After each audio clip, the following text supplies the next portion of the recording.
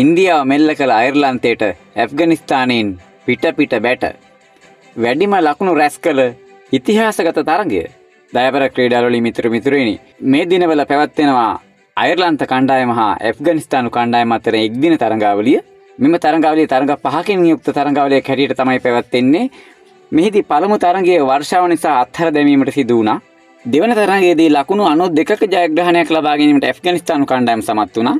එම තරගයේ පළමුව පන්දුවට පහර දුන්න ඇෆ්ගනිස්තානු කණ්ඩායම ලකුණු 299ක් රැස් කර කඩලු 8ක් දැවි.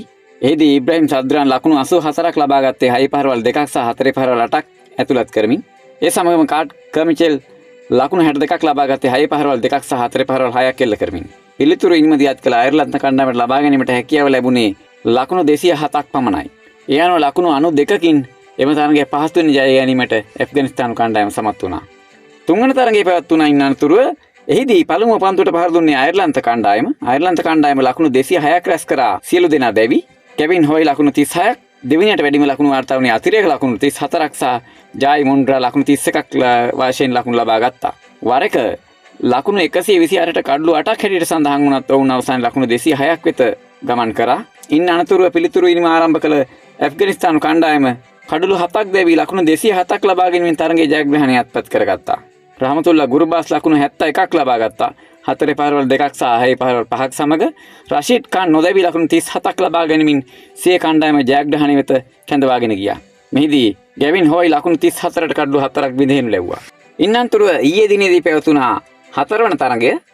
පළමුව පන්දුවට පහර දුන්න ඇෆ්ගනිස්තානු කණ්ඩායම කඩලු 9කට ලකුණු 343ක් රැස් කරන්න ලැබුවා. මෙහිදී විශේෂ ඉනිමක් දියත් කරු ඉබ්‍රාහිම් සද්රාන් ලකුණු 107ක් ලබා ගත්තා.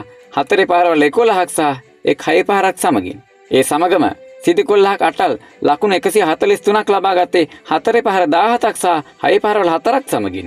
මොවුන් දෙදෙනා එකතුව දෙවන කඩුල්ල වෙනුවෙන් ලකුණු 231ක වාර්තාගත සම්බන්ධතාවයක් ගොඩනැගුවේ අයර්ලන්තයට එරෙහිව ඇෆ්ගනිස්තානු කණ්ඩායම දෙවන කඩුල්ල වෙනුවෙන් රැස් කරන ලද ඉහළම ලකුණු සම්බන්ධතාවය වාර්තා කරමින් මීට පෙර ලකුණු 218ක තිබූ වාර්තාවම තමයි ඔවුන් බිඳහෙනු ලැබුවේ.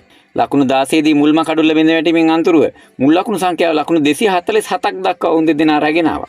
අවසානයේ කඩලු 9කට ලකුණු 343ක් හැටියටයි ඔවුන්ගේ ලකුණු පූර්ව සඳහන් වුණේ. පිළිතුරු ඉනිම ආරම්භ කරන ලද අයර්ලන්ත කණ්ඩායම සියලුම ක්‍රීඩකින් දැවි ලකුණු 301ක් රැස් කරනු ලැබුවා. එදී ඇන්ඩි බල්බනයි ලකුණු 109ක් රැස් කරේ 4 පහර 9ක් සහ 6 පහර 3ක් සමගින්. පෝල් ඔස්ට්‍රේලියානු ලකුණු 27ක්, හැරි ටැක්ටර් ලකුණු 34ක් රැස් කරා. කුරටිස් චැම්පර් ලකුණු 84ක් ලබා ගත්තේ පන්දු 46කදී. ඔහුගේ ඉනිමට 4 පහරවල් 8ක් සහ 6 පහරවල් 5ක් එල්ල කර තිබුණා. නමුත් ඔහුගේ ප්‍රහාරය තරගයේ ජය ගැනීමට තරම් ප්‍රමාණවත් නොවුයේ අනෙක් අන්තයෙන් එක පිට එක කඩලු බිඳ වැටීමත් සමගයි. යටින් අහමඩ් සාස් ලකුණු 70කට කඩලු 4ක් ලබා ගනිද්දී රෂීඩ් ખાන් ලකුණු 49කට කඩලු 3ක් බිඳ හෙළුවා. මෙහිදී තවත් විශේෂත්වයක් වූයේ අයර්ලන්ත කණ්ඩායම වෙනුවෙන් කඩලු රකින්නෙක් නොවන ක්‍රීඩකයෙකු ලැකගත් වැඩිම උඩපන්දු සංඛ්‍යාවේ වාර්තාව පෝල් ස්ටර්ලින් සතු කරගත්තා. ඔහු උඩපන්දු 69ක් රැක ගැනීමත් සමග තමයි මෙම තරගයේදී එම දස්කම දැක්වීමට සමත් වුණේ. මෙම තරගයේ සිදු වූ තවත් සුවිශේෂම සිදුවීම වන්නේ මෙම කණ්ඩායම් දෙක එකතුව රැස් කරන ලද වැඩිම ලකුණු සංඛ්‍යාව රැස් කරපු තරගයේ බවට පරිවර්තනය වීමයි. කණ්ඩායම් දෙක එකතුව ලකුණු 644ක් මෙම තරගයේදී රැස් කිරීම ඉතිහාසගත වුණේ කණ්ඩායම් දෙක එකතුව රැස් කරන ලද වැඩිම ලකුණු සංඛ්‍යාව හැටියට වාර්තා පොත් අලුත් කරමින්. ඒ අනුව තරග 5කින් සමන්විත තරගාවලියේ තවත් එක් තරගයක් ඉතිරිව තිබියදීම ඇෆ්ගනිස්තානු කණ්ඩායම 3-0ක් හැටියට තරගාවලිය ඉදිරියෙන් සිටිනවා මේ වන විට. ප්‍රිය ක්‍රීඩාවලියේ හිතවතුනි, ඒත් සමගම අද දිනේදී ආරම්භ වෙනවා ඕස්ට්‍රේලියානු කණ්ඩායම හා බංග්ලාදේශ කණ්ඩායම අතර ටෙස්ට් තරගය. සිම්බාබ්වේ කණ්ඩායම හමුවෙත් දරුණු පරාජයන් වලට මුහුණ දුන්නු බංග්ලාදේශ කණ්ඩායම අපි බලමු කෙසේ මුහුණ දෙයිද ප්‍රබල ඕස්ට්‍රේලියානුවන් හමුවේ කියලා. ඒත් එක්කම හෙට දිනේදී ආරම්භ වෙනවා මිත්‍රෝනි ශ්‍රී ලංකා කණ්ඩායම හා ඉන්දියා කණ්ඩායම අතර තරගය.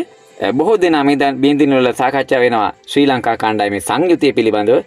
ශ්‍රී ලංකා කණ්ඩායමේ කුමන සංයුතියක් තිබුණද මෙම තරගයට සාර්ථකව මුහුණ දී ජයග්‍රහණයක් බලාපොරොත්තුව තමයි සියලුම ශ්‍රී ලාංකිකයින් සිටින්නේ. ඉතින් අපි ප්‍රාර්ථනා කරනවා විශේෂයෙන්ම ශ්‍රී ලංකා කණ්ඩායමේ ගාලු තනතිරුව කියන්නේ දඟ පන්දු යවන්නට වැඩි වාසි ගෙන දෙන තනතිරුවක්. ඉතින් අප්‍රභාත් ජයසූරිය ප්‍රමුඛ ශ්‍රී ලංකා දඟ පන්දු බලෑනිය ඉන්දියානු පිතිකරුවන් මෙල්ල කරමින් ශ්‍රී ලංකා කණ්ඩායමේ ජ්‍යෙෂ්ඨ ක්‍රීඩකයන්ගේ පිතිකරණයත් සමග ශ්‍රී ලංකාවට ජයග්‍රහණයක් ලැබේවා යන්න ප්‍රාර්ථනා කරමින් අපි එම තරගයේ විස්තරත් සමග නැවත හමු වෙමු. ඔබ සියලු දෙනාම VOP ක්‍රිකට් channel එක subscribe කර තබා ගන්න.